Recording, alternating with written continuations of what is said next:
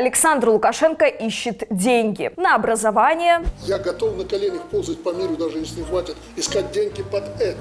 На погашение долгов. Кровь с носа, нужно найти деньги, чтобы не было задолженности перед колхозами и совхозами. Чтобы срочно расплатиться с селом. Не должно быть на 1 августа никакой задолженности. Ни по молоку, ни по мясу. У жуликов забирайте деньги и отдайте крестьянам. Забрать у жуликов и отдать на дело, приказывает Александр Лукашенко чиновникам. Но делает ли он это сам? Спойлер. В том случае, о котором мы сегодня расскажем, дело обстоит с точностью да наоборот. Речь идет о десятках миллионов долларов в год. Это расследование Белорусский расследовательский центр подготовил совместно с рабочим рухом, телеканалом Белсат, украинским изданием «Схемы» и Центром по исследованию коррупции и организованной преступности OCCRP при поддержке киберпартизан. Я Алена Чернявская. Покажем Александру Лукашенко, где деньги лежат. Начнем с июньской новости. Российское издание «Фонтанка» сообщило, что петербургский терминал под названием «Балтийский судомеханический завод», сокращенно БСМЗ, приостановил перевалку белорусского калия. Перевалка, если не знали, это перегрузка с одного транспорта на другой. Сразу отметим, что остановка касалась не всего питерского порта, как сообщили некоторые СМИ, а только одного из 4 терминалов, которые переваливают белорусский калий. Причина остановки – белорусская сторона оказалась недовольна ценой. Мы присмотрелись к проблеме. Разбираясь в том, как формируется цена, которой так недоволен официальный Минск, мы обнаружили неожиданное. Бизнес-структуры, которые связаны с высшим белорусским руководством, получают не только значительную часть от калийных доходов страны, но и зарабатывают на некоторых других серых схемах. Итак, в чем же проблема с ценой перевалки на Балтийском судомеханическом заводе? Мы обнаружили, что в мае она стоила Беларусь-Калию на треть дороже, чем, например, на терминале Бронко. $13 за тонну в БСМЗ против $9,5 в Бронке. Это странно. Бронко – единственный глубоководный терминал в большом порту Санкт-Петербург. Его проходной канал почти в 1,5 раза глубже, чем в БСМЗ, то есть там калий можно грузить на более крупные суда. Это удобнее и дешевле при транспортировке. В мелководном БСМЗ товар иногда приходится сначала грузить на мелкие корабли, чтобы потом доставить его на более крупные суда. Поэтому если бы перевалка стоила дороже в Бронке, было бы понятно. Но нет, цена выше в менее удобном и менее эффективном БСМЗ. Соответственно, недовольство белорусской стороны, которое Фонтанка.ру назвала причиной остановки и перевалки белорусского калия через БСМЗ, выглядит абсолютно понятно. Непонятно другое. Почему белорусская сторона спохватилась только сейчас? Весь 2023 год Беларусь-Калий платил за перевалку удобрений на Балтийском судомеханическом заводе еще дороже, чем сейчас. Не $13 за тонну, что уже в 1,5 раза больше, чем в Бронке, а целых 20. Причем общие суммы впечатляют. Как следует из документов, которые попали нам в руки, Беларусь-Калий в прошлом году заплатил за перевалку через БСМЗ почти $70 миллионов. Для сравнения, примерно столько стоит весь торговый центр Арена Сити на проспекте Победителей в Минске. При этом до Балтийского судомеханического завода доходило вдвое меньше. Это мы видим из годовых оборотов порта, которые есть в открытом доступе. Получается, его тариф был менее $10. Это, кстати, примерно совпадает с рыночными расценками, которые мы видим на других терминалах Петербургского порта. По данным ценового агентства Argus, в мае 2024-го перевалка калия в портах Петербурга стоила $11-12 за тонну. На сайте морского порта Санкт-Петербурга указан тариф на перевалку минеральных удобрений за 2021 год около $11. Получается, что Беларусь-Калий платил вдвое выше рыночной цены. Куда же пропадала половина денег, которые Беларусь-Калий платил за перевалку? Решить эту загадку оказалось непросто. Мы искали в открытых источниках, обращались в российские порты, долго разрабатывали сеть контактов и экспертов. И, наконец, бинго! Из источников в сфере грузоперевозок мы узнали, что между Беларусь-Калием и БСМЗ есть прокладка. Дело сдвинулось с мертвой точки. Благодаря рабочему руху мы получили контракт, из которого узнали название этой прокладки. Ей оказалась кипрская компания Demicandum Invest Holding Ltd. Для удобства дальше мы будем называть ее просто Demicandum. Согласно этому контракту, за прошлый год Demicandum обязался перевалить через БСМЗ около 3,5 миллионов тонн калийных удобрений. Для сравнения, до введения санкций Беларусь поставляла на внешние рынки в среднем 9-10 миллионов тонн в год. То есть речь более чем о трети всего экспорта белорусского калия. Судя по дополнительным соглашениям к договору, кипрская компания выполнила свои обязательства. В июне 2023 года Беларусь-Калий Кали и Демикандум подписали документ на выплату аванса за следующие 2 месяца, в августе за сентябрь и так далее. В договоре отмечается, что белорусские удобрения предназначены для экспорта за пределы таможенного союза. Часть белорусского калия, который перегружался на корабли в Петербурге в прошлом году, направлялась в Китай, Индонезию и Бразилию. Об этом мы узнали из полученных документов. В них Демикандум указан как экспедитор. При этом у нас есть основания считать, что Беларусь Калий мог обойтись без услуг кипрской компании. Порт сам осуществляет перевалку, ему принадлежат краны, оборудование, склады, сообщили БРЦ в транспортной компании «Порт-Экспресс». Это же нам подтвердили в терминале «Порт Бронко». Правда, в некоторых случаях договор с экспедитором может быть выгоден компании, даже если вся его роль только в том, чтобы подписать договор от имени клиента. Экспедитор может иметь скидку на перевалку, на загрузку порта. У экспедитора может быть с портом контракт, что он его загружает регулярно в таких-то объемах. Другими словами, если вам надо перевалить 10 тонн калия, это может быть дорого. А если вы обратитесь к экспедитору, который заказывает этому порту перевалку миллионов тонн в год, то вы можете получить его оптовую цену и на ваши 10 тонн. Но на наш случай это не похоже. По документам, которые мы получили, в первом полугодии прошлого года Беларусь Калий обеспечивал практически всю перевалку БСМЗ, около 1 миллиона тонн. А до этого, в 2022, как и во все предыдущие годы, показатели БСМЗ были микроскопическими, всего 84 тысячи тонн. Но несмотря на это, Беларусь Калий и БСМЗ решили взаимодействовать не напрямую, а через посредника, который не снижает цену, а наоборот завышает. В прошлом году БСМЗ получил меньше 35 миллионов долларов общей выручки, то есть в 2 раза меньше, чем Беларусь Калий заплатил Демикандуму за перевалку за тот год через этот порт. Кому-то 35 миллионов долларов могут показаться абстрактной суммой. Вот вам несколько примеров, чего не досчиталось государство, то есть мы с вами, от одной этой аферы за один только прошлый год. На эти деньги можно было купить более 2000 аппаратов для искусственной вентиляции легких, или построить 10 детских садов, или выплатить премию в $140 каждому из более 250 тысяч работников сельского хозяйства, деньги на покрытие долгов, перед которыми ищет, но пока не может найти Александр Лукашенко. Что же это за фирма-прокладка, зарегистрированная на Кипре, которой государство дает такие объемы бюджетных средств?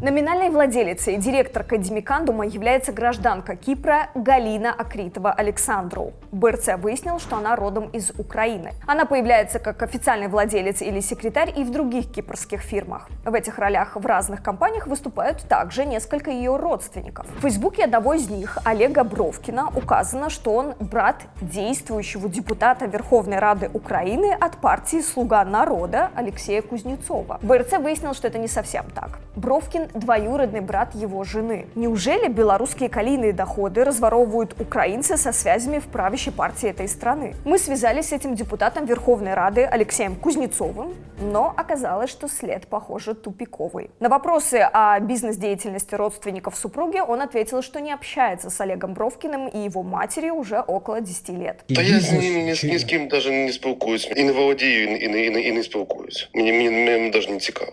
Мы не нашли фактов, опровергающих его слова. Итак, этот след оказался тупиковым. Но мы не отчаялись, и вам не стоит. Люди и организации, стоящие за офшорной прокладкой, не останутся анонимными. Нам удалось напасть на второй след, и он опять привел нас в Украину.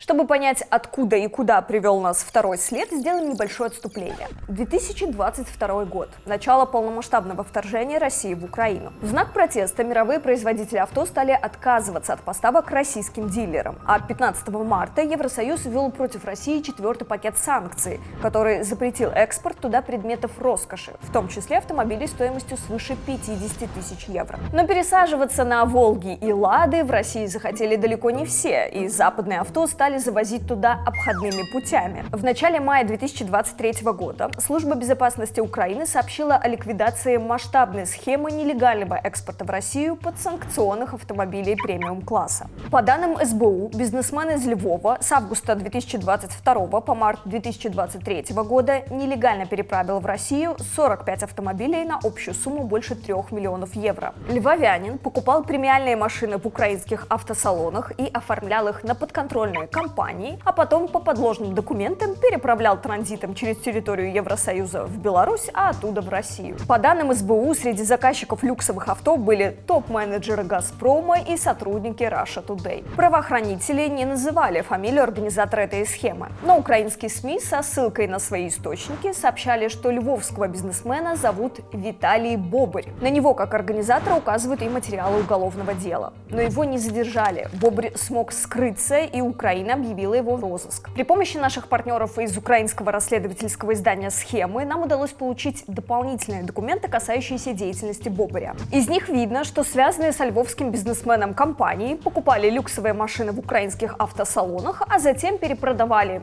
кипрским Ростумель Холдинг Лимитед и нашей знакомой Демикандум Инвест Холдинг. А те затем перепродавали их белорусской компании Белбитфайндер, от которой авто и поступали конечным покупателям в Россию. Что же это за компания? Белбитфайндер, конечное звено в цепочке, является резидентом парка высоких технологий и занимается майнингом криптовалюты. Ее владелец и руководитель – гражданин Китая Ха Цзяньфэн. В январе 2024 года высокопоставленные гродненские чиновники обсуждали с китайскими инвесторами строительство на территории свободной экономической зоны Гродно Инвест цифрового технопарка Белбитфайндер, уже после того, как украинские следователи раскрыли участие этой фирмы в обходе санкций. Но в нашей сегодняшней истории это скорее фан-факт о том, как китайский бизнес в Беларуси помогает России обходить запрет на поставку люксовых авто. Давайте вернемся к фирме, которая нас интересует больше всего, к Демикандуму. Итак, эта компания, опять как и в случае с Калием, выступает посредником. На этот раз между Белбитфайндером, который покупает машины, и поставщиками, украинскими компаниями, подконтрольными львовскому бизнесмену Бобырю. Вот, например, образец договора. В этом документе Демикандум покупает автомобиль Audi SQ8 стоимостью более 75 тысяч евро. Здесь мы получаем новый след, ведущий к бенефициарам Демикандума. В банковских реквизитах кипрской компании указан белорусский Паритет Банк, то есть зарегистрирована фирма на Кипре, но деньги получает в Беларуси. Идем дальше. Из данных, опубликованных на сайте Единого государственного реестра судебных решений, мы узнаем, что Бобыря с Демикандумом связывает больше, чем отношения покупателя и продавца. В офисах фирм, подконтрольных Бобырю, украинские правоохранители нашли печати Демикандума. Еще один любопытный факт.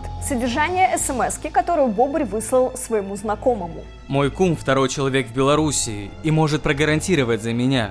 Он в свое время Януковичу звонил за меня. Итак, куда нас привели поиски того, кто стоит за переплатой десятков миллионов долларов за перевалку удобрений Беларусь-Калия? Фирма Демикандум, в которой оседают деньги, зарегистрирована на Кипре, но банковский счет имеет в Беларуси. Ее печати хранились у украинского бизнесмена Бобыря, который хвастался, что его кум второй человек в Беларуси.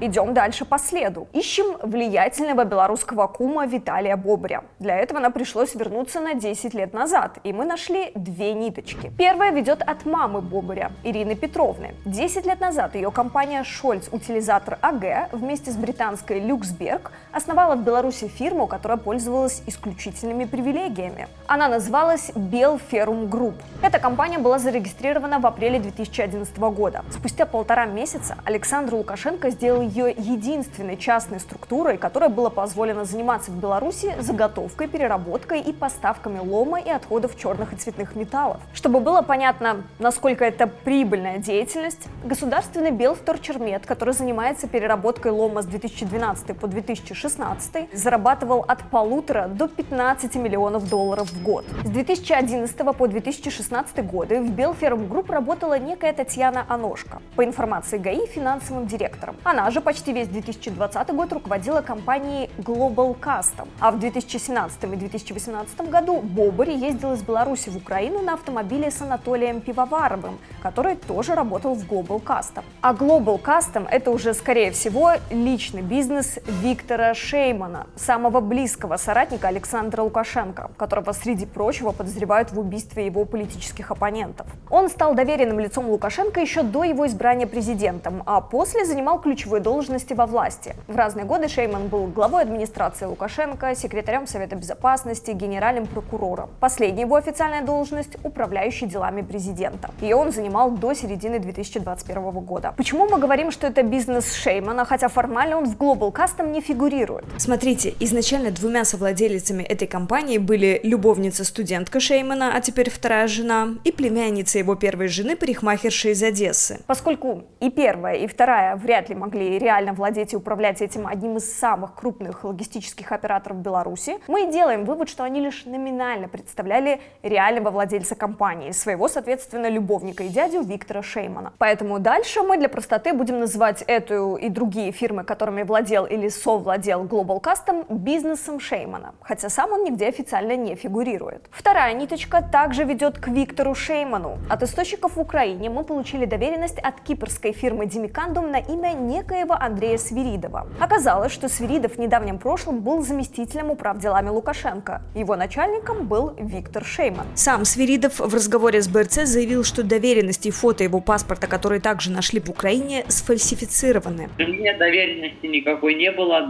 Это, наверное, просто пыль в глаза людям. Наверное, специально подстроили вы, чтобы нашумить, поднять свою статистику. Он также высказал предположение, что это сделали украинские правоохранители, чтобы его очернить. Знаете, любые правоохранительные органы хотят очернить любого деятеля, потому что это им на руку. В 2021 году и Шейман, и Свиридов формально уходят с госслужбы, хотя Шейман продолжает участвовать в различных государственных визитах, в частности в Африку. А Свиридов стал директором компании Vector Capital Group. В феврале 2024-го его сменил на посту директора другой экс-чиновник, связанный с Виктором Шейманом, бывший первый заместитель управделами Лукашенко Николай Селиванов. Про связь Vector Capital Group с Виктором Шейманом рассказал и Белпол. В апрельском расследовании экс-силовики показали, как эксклюзивный участок в Сочи, который принадлежал Беларуси, перепродали по заниженной стоимости российской компании Комплекс Инвест. В нем мы видим письмо на бланке Vector Capital Group за подписью Селиванова на имя директора компании Комплекс Инвест. Бывший первый заместитель управделами Лукашенко ссылается на позицию нашего руководителя, которого называет ВВШ,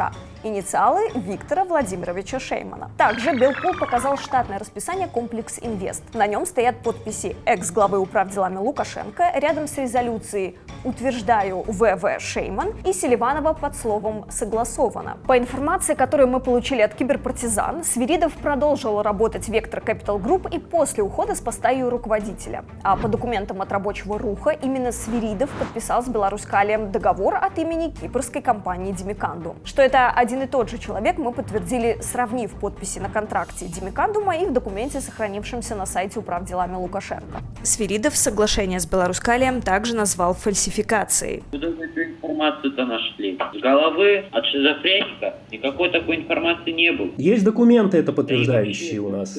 У нас есть... Вы являетесь финансовым директором компании Демикандум? Да. Вы подписывали эти документы? Знаете, сейчас есть много нейросетей, так что у вас нету прям самых таких доказательств. Вы хотите сказать, что это нейросетью мы сгенерировали эти документы, правильно? Это может быть и нет. Откуда я знаю? Я же эти документы не видел. Но вы же их подписывали? Вы подписывали договор на перевалку удобрений с Беларусь-Калием, скажите? Я не подписывал. Итак, круг замкнулся. Таинственная прокладка, в которую уходит почти половина стоимости перевалки белорусского калия, связана с Виктором Шейманом. Причем на примере сделки с участком в Сочи или в случае Белферум Групп мы видим, что передача государственных активов или доходов частным структурам Шеймана происходит по распоряжениям и указам лично Александра Лукашенко. Но, по крайней мере, некоторые из участников этой схемы могут понести наказание. Речь об украинских киприотах, на имена которых зарегистрированы фирмы прокладки.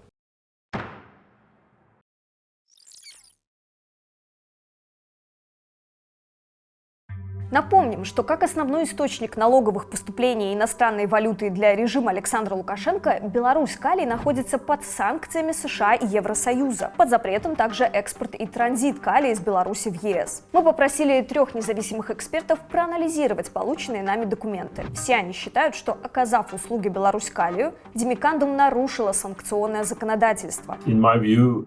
Да, на мой взгляд, очень вероятно, что это нарушение, потому что санкции ЕС запрещают компаниям, зарегистрированным в ЕС, оказывать услуги. Или предоставлять продукцию Беларусь-Калию. А перевалка калийных удобрений в Санкт-Петербурге, как я понимаю, была бы прямым нарушением санкций в данном случае. Даже если калий не попадет в какую-то страну ЕС, ведь цель санкций удостовериться, что Беларусь-Калий не получает прибыль от услуг или продукции, предоставляемых компаниями, зарегистрированными в ЕС.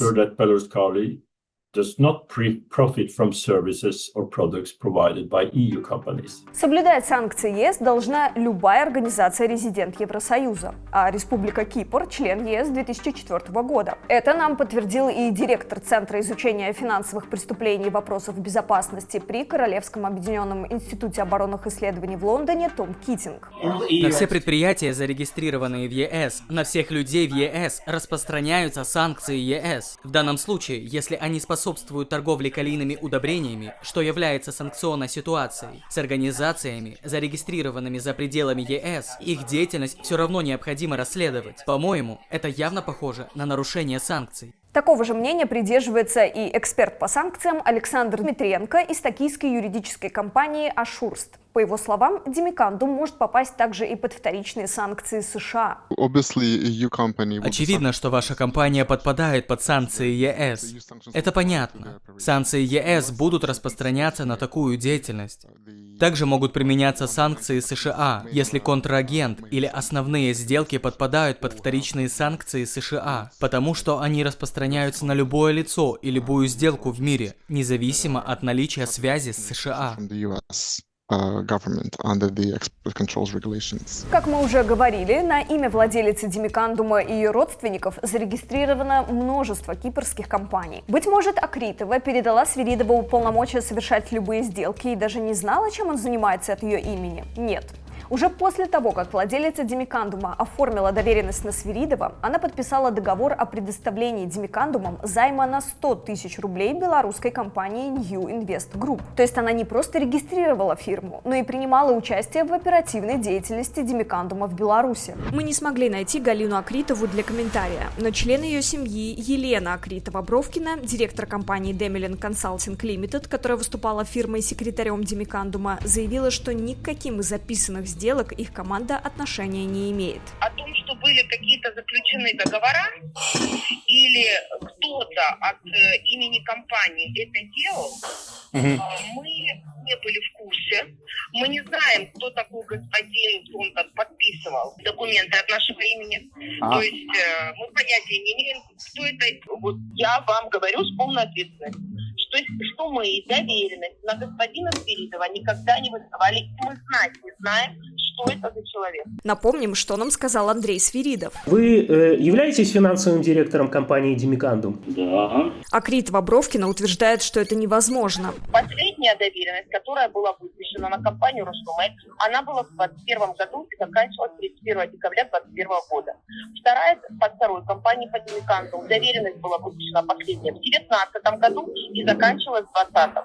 Все, после этого в 2022 году, в 2022 году нами было принято решение о прекращении работы с данными компаниями по определенным причинам, после чего мы им не выдавали ни одной доверенности, мы не сделали ни одного документа и не выдали ни одного сертификата. 2022 года, вот с начала 2022 года. При этом подавать заявление в какие-либо компетентные органы относительно якобы несогласованного использования своих компаний команда Акритовых, по словам Акритовой-Бровкиной, не собирается. Это вообще, это не наша ответственность. Если кто-то, какая-то полиция что-то нашла, она обращается в нашу полицию, в полицию Кипра, и полиция Кипра уже направляет нам официальный запрос, на который мы отвечаем. И дальше идет расследование.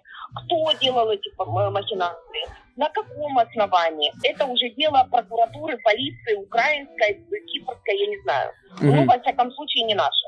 Но мы, как наша компания, прекратила обслуживание этих двух компаний в начале 2022 года. Все. БРЦ передал информацию о деятельности Демикандум Инвест Холдинг ЛЦД в правоохранительные органы Кипра. Нам ответили, что ее передали в компетентные органы для принятия дальнейших мер. Мы продолжаем напряженно работать над расследованиями коррупции и обхода санкций. Если у вас есть для нас важная информация по этой или другим темам, напишите нам в Telegram-бот. Для максимальной безопасности лучше это делать с ProtonMail. Мы будем благодарны, если вы поддержите нас донатом. Это помогает нам оставаться независимыми. Координаты в описании к видео. А я прощаюсь с вами. До новых встреч!